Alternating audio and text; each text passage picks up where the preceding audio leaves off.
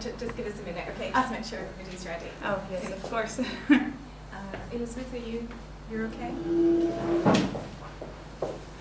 Great. Marta? Yeah. Ready? All right. Well, good morning, everybody. My name is Meerte Monninkhoff, and I will tell you about visual perception today by the 8-layer model of Kees van Overveld.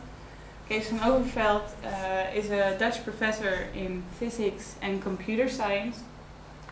And the reason why I chose this topic is that as an industrial design student, I think it's really interesting to see how people perceive the world and products they use in their everyday life. And visual perception is an important part of this. The presentation will take about 10 minutes, and if you have any questions, please keep them in mind, and I will be more than happy to answer them at the end. So, before I start my story, I will first go quickly through the content of my presentation. First, I will have a visual example, continuing with the 8-layer model, and then we move on to connecting the different layers, and I will finish with a conclusion. So, this is the example I have for you, and I've made 8 different descriptions of how I see this image, and moreover, I would like to ask you also to think of how you would describe this image. And after I've finished with describing the different ways of how I see the image, we will check if there are similarities. So, my first description is, I see sunlight reflected on the water, the sand, the air, and the people. My second description is, I mainly see a blue-green color hue. Moreover, the bottom of the image is beige, and in the center, different colored spots can be perceived. The third description is, the bottom of the image has a grainy texture. However, the upper part of the image has a smooth but waving structure. The colored spots have a smooth texture, although when looking at them as a whole, they have a rippled structure can be perceived.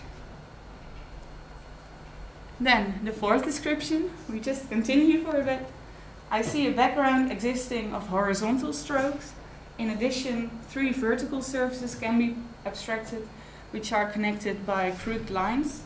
Moreover, 3 vertical surfaces can be divided in smaller surfaces due to color differences. Then, the fifth description, I see a beige horizontal surface and a blue horizontal surface. Moreover, the blue horizontal surface is changing constantly by shape. Moreover, 3 vertical and oval cylindrical objects are moving over the beige surface. 6. I see a beach, 2 children, a man and a woman. 7. I see a family with 2 children walking over the beach. The man and woman are laughing at each other. And the last description, I see a young and happy family enjoying their summer holidays. Now, that was quite a bit of different descriptions. And now I'm wondering, who of you had a description in mind that was kind of similar to one of the last 3? So, a beach, 2 children, a man and a woman, a family, or a happy family enjoying their summer holidays. Yes, well, that's right, that's good, fits the theory, because it has been studied that the human brain tries to add as much meaning to what is seen as possible. And the last 3 descriptions contain the most meaning. So, continuing to the 8-layer model, now that you are aware that one image can actually be described in many different ways, I will specify the 8-layered models. I've actually used them all already in the descriptions of the previous image, and now I will explain them separately. So, the first layer is the physics layer, and in the physics layer, an image is communicated over light rays. So, for example, what you see now is light from the beamer reflected from the screen. That's the physics layer, or light from the lamp, or light from the sunlight. Then the samples layer. In the samples layer we perceive different colors. In the texture layer we perceive texture. In this image you see the texture of a wrinkled paper, and depending on the distance you have to an object you will perceive texture differently, because, well, you are all able to see this paper is wrinkled, but if someone outside from a distance would look at the screen, they will probably not see it. Then continuing to the fourth layer, the shapes layer. In the shapes layer, the human brain perceives the difference between two-dimensional shapes. So if an object is a circle or a triangle. Then the fifth layer, three-dimensional layer. In the three-dimensional layer we see dimension and three-dimensional shapes. So here you see if a shape is convex or concave. Then the sixth layer is the object layer. We perceive objects, and in the object layer also non-visual attributes are really important. For example, this is a quite simple object, but because we know the object pen, we know, or we will all describe this as a pen. You might have never seen it before, but you know the function of a pen, and therefore you add or name the object pen. Seventh layer is the relations layer, and the relations layer establishes relations between objects. For example, in this image, horses are running through the water, so the relation between the horses and the water is that they're running through.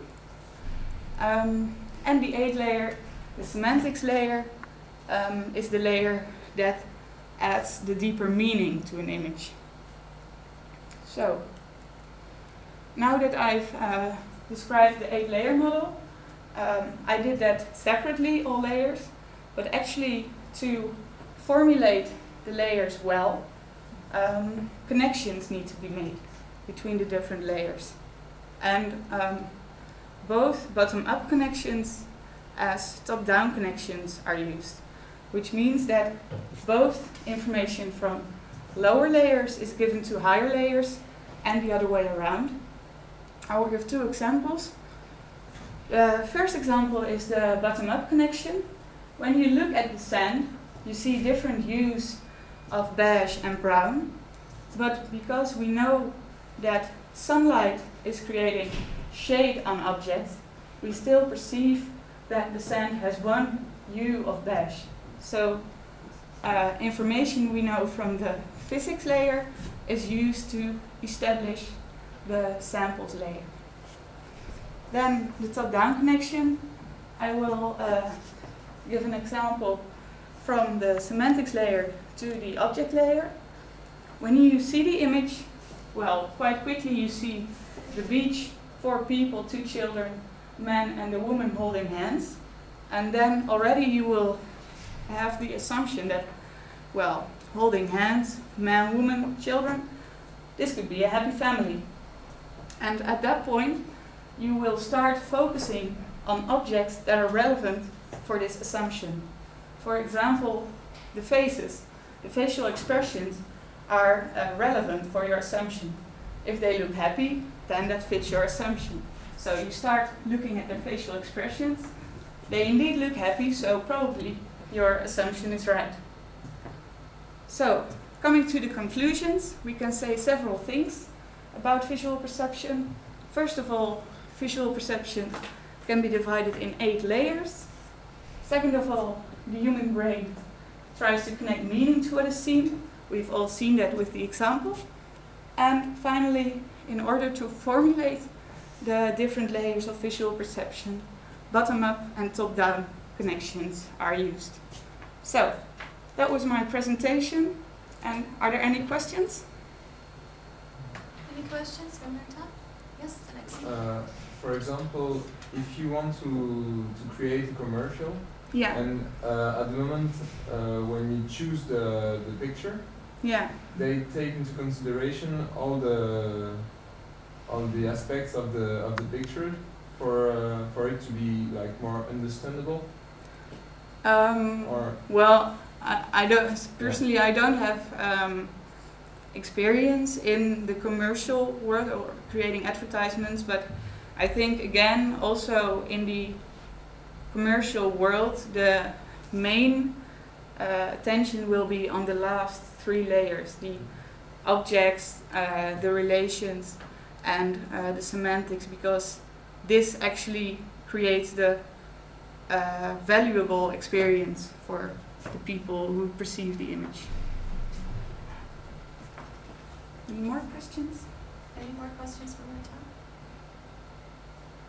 No? Okay, thank you very much.